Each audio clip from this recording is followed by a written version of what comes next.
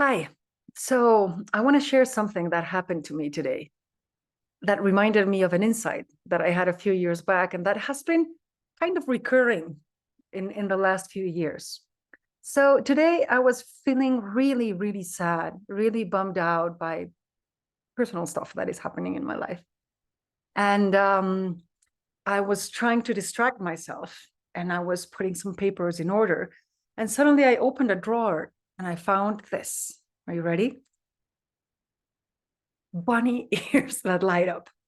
And I needed the drawer. So instead of putting them back in the drawer, I just them on my head. And I kept putting things in order. And I completely forgot that I had them on. But throughout the afternoon, I would walk past a mirror or past a window and a reflection would flash. And then I would turn and I would see them. And immediately my spirits would lift. And I ran into a couple of people at different points today, and just looking at me, they started laughing and they smiled, and their spirits seemed to shift as well. And so that reminded me of this story that happened to me a few years back, in which something had happened. I had made a decision that I was very, very ashamed about, and I was panicking, and I was desperately trying to find a way in which nobody would find out. Nobody would ever know that had happened. And in my panicky state, I took a walk with my dogs very, very early in the morning. And my head was running 100 miles a minute. And then suddenly I heard a laughter inside my head, like the deep, deep voice just laughing at me. And I was appalled. I was like, what? And the voice seemed to say, well, if you manage to hide this, if you manage to bury this, you will be giving your mind material to hunt you and torture you and torment you for the rest of your life. Like, your mind will wake you up at night and make you remember this.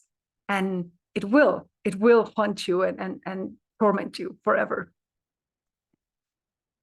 And I was left wondering, well, what's the alternative? And what occurred to me in that moment was, well, why don't you just talk about it? I dare you, this voice in my head say, I dare you to talk about it with the first 10 people you talk to today. But I dare you to do it in a way that makes them laugh. And that was inconceivable to me. But it seemed an interesting challenge, so I agreed to do it. I agreed to do it. And with a very, very, very strange feeling of fear and insecurity, I dared to talk about it with the first 10 people that I talked to that day. And I found a way to make them laugh about it. And I found myself laughing about that too. So that made me very curious as to this part of my mind that had suggested that. And it made me think of a jester, of a buffoon, and how in ancient times kings would have jesters very near them. The jesters that were the only ones allowed to speak absolute truth to the monarchs. But they would need to do it in a way that would make them laugh, that would make them see the funny part of it, but that would also bring reflection, introspection, but would not allow them to take themselves too seriously.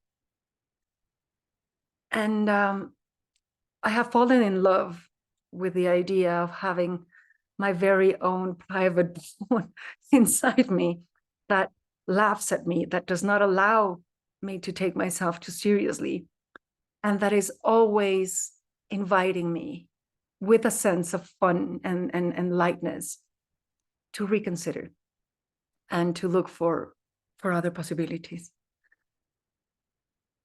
I even found a like a marshmallow thing that has a wrapper in the shape of a clown, and I have it in my desk with me, just to remind myself not to take myself too seriously.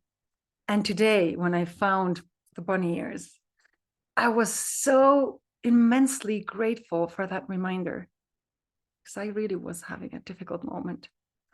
So I don't know, it makes me want to invite you to awaken your inner jester, your inner buffoon, and develop a very intimate relationship with it. And who knows what might come out of that, what might happen if you do.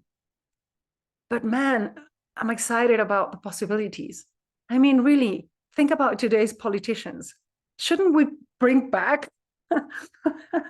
the figure of the jester? It would be amazing, right? Anyway, it's a deeper invitation. It's a personal invitation. But I hope you'll follow it, and I hope it brings you lightness and laughter and different possibilities, and it keeps you absolutely free from a life of torment inflicted by your mind. Thank you for watching.